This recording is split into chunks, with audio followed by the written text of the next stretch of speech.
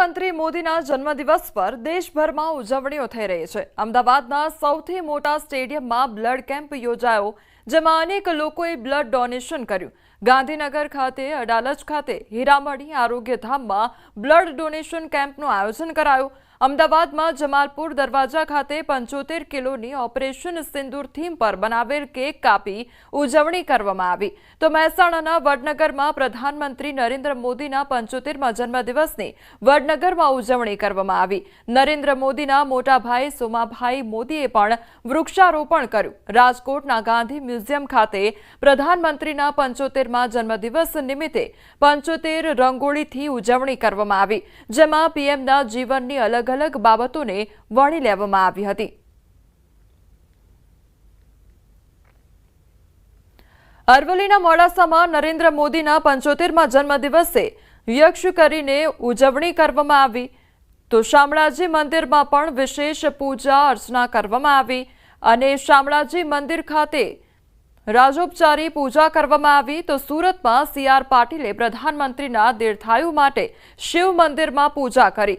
સુરતના વેપારીની પ્રધાનમંત્રીના જન્મદિવસે અનોખી ભેટ આપવામાં આવી અને નરેન્દ્ર મોદીનું સૌથી મોટું પોસ્ટર તૈયાર કરી ઉજવણી કરવામાં આવી। પ્રધાનમંત્રી મોદીના જન્મદિવસ પર અલગ રીતે ઉજવણી થઈ રહી છે। અરવલ્લીના મોડાસામાં નરેન્દ્ર મોદીના 75મા જન્મદિવસે યક્ષ કરીને ઉજવણી કરવામાં આવી। તો શામળાજી મંદિરમાં પણ વિશેષ પૂજા અર્ચના કરવામાં આવી।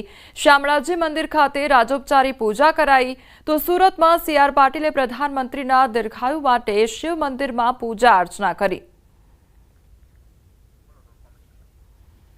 તો આજે પીએમ નરેન્દ્ર મોદીના જન્મદિવસની ઠેર ઉજવણી થઈ રહી છે, ત્યારે તેને લઈને પૂજા અર્ચના પણ કરવામાં આવી રહી છે। મોડાસામાં યજ્ઞ કરવામાં આવ્યો અને જે પીએમ મોદીના જન્મદિવસની ઉજવણી થઈ રહી છે તેના ભાગરૂપે આજે યજ્ઞ કરવામાં આવ્યો। તો અરવલ્લીમાં પણ શામળાજીના મંદિરમાં પૂજા અર્ચના કરવામાં આવી।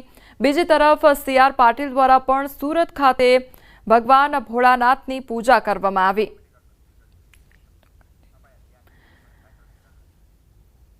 તો આજે પીએમ નરેન્દ્ર મોદીનો જન્મદિવસ અને તેને લઈને ઠેર ઉજવણી કરવામાં આવી રહી છે। તો બીજી તરફ તમામ સ્થળોએ વિવિધ કાર્યક્રમોનું પણ આયોજન કરવામાં આવ્યું છે। દિવ્યાંગોને સાયકલનું વિતરણ કરવામાં આવ્યું હતું। તો બીજી તરફ કાપડ પર પીએમનું પોસ્ટર બનાવવામાં આવ્યું હતું, સૌથી મોટું પોસ્ટર બનાવવામાં આવ્યું હતું અને સફાઈ અભિયાન પણ આજે ચલાવવામાં આવ્યું છે।